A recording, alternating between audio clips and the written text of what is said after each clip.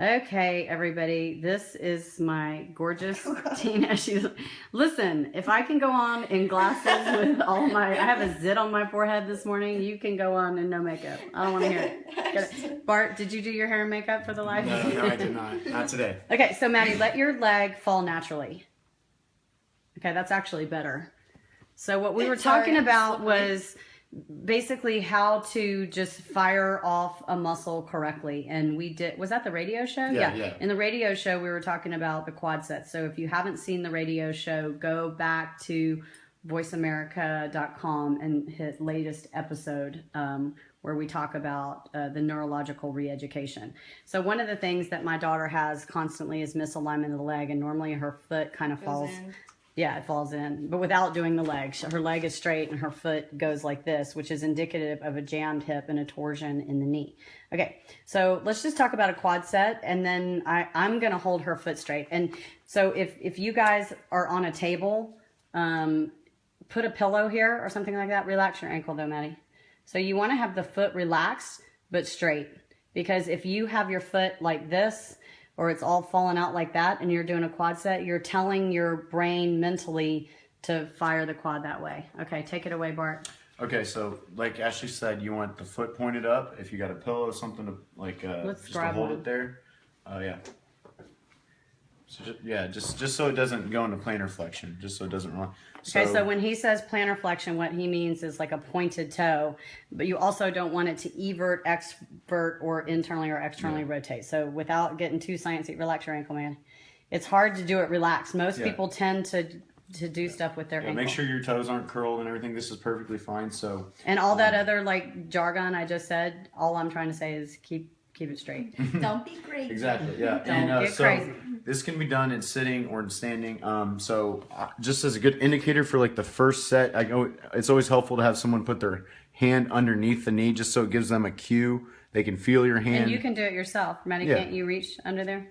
Yeah, definitely. As long as you have the hamstring length to do this. Yeah. Some people don't. So you put your hand there, ask them to sit up, and so what I want you to do is I want you to fire that quad as hard as you can for 3 seconds, like you're going to push. Now look, her foot came on. So that's the other key, is isolating. Remember when we're talking about flushing blood into an area, just like what I've been doing with the butt in the heart butt blog, you got to keep everything else relaxed and aligned and just flush blood to, we're talking about the quad, which is the front of the thigh.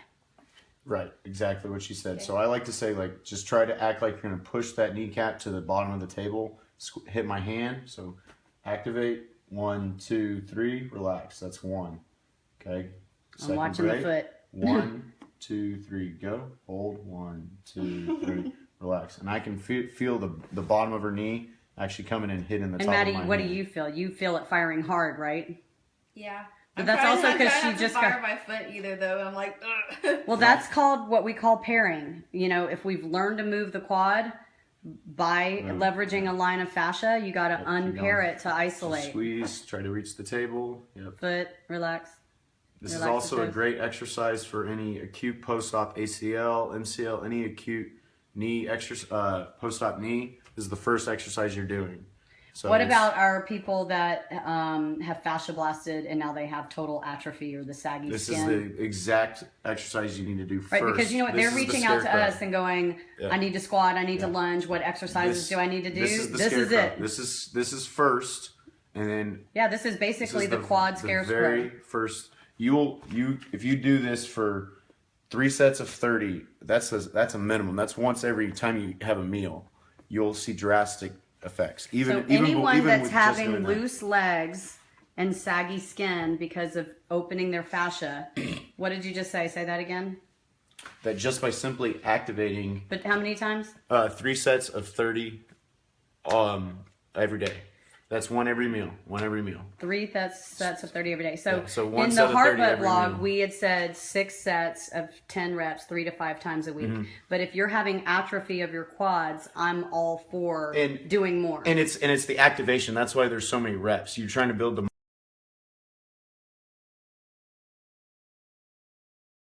sets of 10. At least Sorry, I had a phone call. Hold on, go back. Say all that again. So the reason we do a lot more reps than like what we said in the blog is because first of all, those glute exercises, you're doing a lot of different ones. And this is just for simply building the mind-body connection to the quad again. So this is just simple Yeah, and what's so great about that is once you've built the mind-body connection without squirrely feet and have it in alignment, then when she goes and does, because I know Maddie, tell them your leg routine. I used to do go on Pilates machine, and I used to do hamstring curls, and I don't know what those are called, but The squeeze out and push, like leg good circles. girl, bad girls. yeah. Good girl, bad girls? Yes! And That's then, a good term. That's what I call them.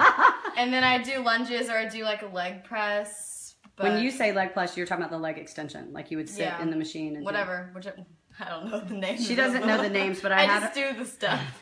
But Yeah, if she can get this guy on and firing independent and in alignment, then she's going to get a lot more out of her actual leg routine. Yeah. Because one of the things that Maddie struggles with is having scoliosis, which causes her fascia to react all over. And once she gets fascia bound, she can't feel it. Like she literally will text me from school, I can't feel my hamstrings firing. It's a very big deal around here to isolate. Okay, great. So good. So I think that gives everybody an idea of how simple it is. Very simple. And I would say, Bart, see if you agree with me, is if someone fascia blast, because when I fascia blast, my leg goes almost instantly to straight mush.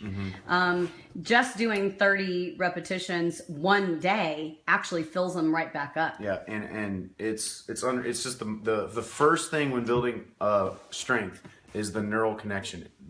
So like a lot of you people. Well, we've seen that in football players where they get a surgery and this ginormous leg literally goes.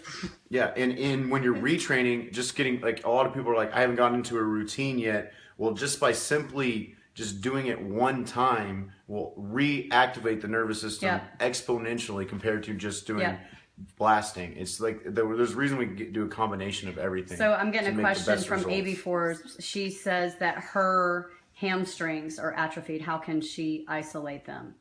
Isolate the hamstrings? I mean, I think, well, there's two ways that I would say. Number one is you could just be like seated on a couch and push your heels back into it, or she could just sit here. To hire whatever I'm saying. You people are driving me crazy. Okay, but you could right now, Maddie, don't think about your quad, but dig your heel into the table by using your hamstring. Do y'all see how her knee popped up? Now let your quad relax and just push your heel into the table. That right there can isolate the hamstring. Or I like the idea of just being seated. Tori's like, don't put me on camera, but Tori could do it. But if you Maddie, go sit on the couch for 1 sec. Okay. And you might want to be on a taller one than this because Maddie's short. Just sit on the couch. Okay. Yeah, or that works good. Okay, but scoot all the way back. And now all the way to your knees at the fold. Yep. So now you just go back, push your heel into the back of the couch. Without misaligning the foot. Look, so my daughter is the ultimate toe cheater. So straight foot, relaxed toe, and then just push your heel, sit up straight, fire your core, and then dig your heel in. And, yep. Like you're gonna try to push the chair back towards the wall that way, and then relax. You feel your hamstring, right? Mm-hmm. Yeah. Now the key is that the body's going to try to come on. What all did you feel try to come on? Like everything. I actually saw your neck. I saw your calf. Her toes started going. So like what she did, she went way too hard too quickly. So get back in alignment. Yeah, you got to be gentle. Stand up straight. Okay. And sometimes it's even like close your eyes, tone everything out. Okay. And then all I want you to do is for 3 seconds, I want you to push against that couch and then relax.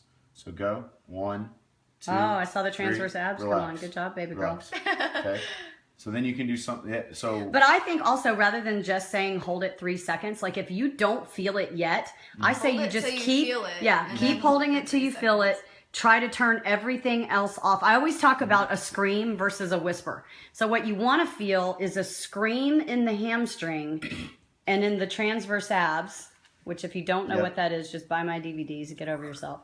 But you want to feel a scream in the hamstring and a scream in the deep core, but the rest of the body needs to be a whisper. Yeah, and especially the glutes. The glutes. Oh, the glutes tries to come on. Yeah, the glute will try to come on. Or calves. People are brilliant at leveraging and the feet. Like you said, the toe curling, the plantar flexing. Like the first way to get some extra motion in your knee is to just point your toes, and that knee will bend. So that's the first thing to go. So she likes to point her toes. So you can either Here's my leg. You can Basically, either I'm push doing directly down into the table because that fires the hamstring Mm-hmm. in a straight leg position.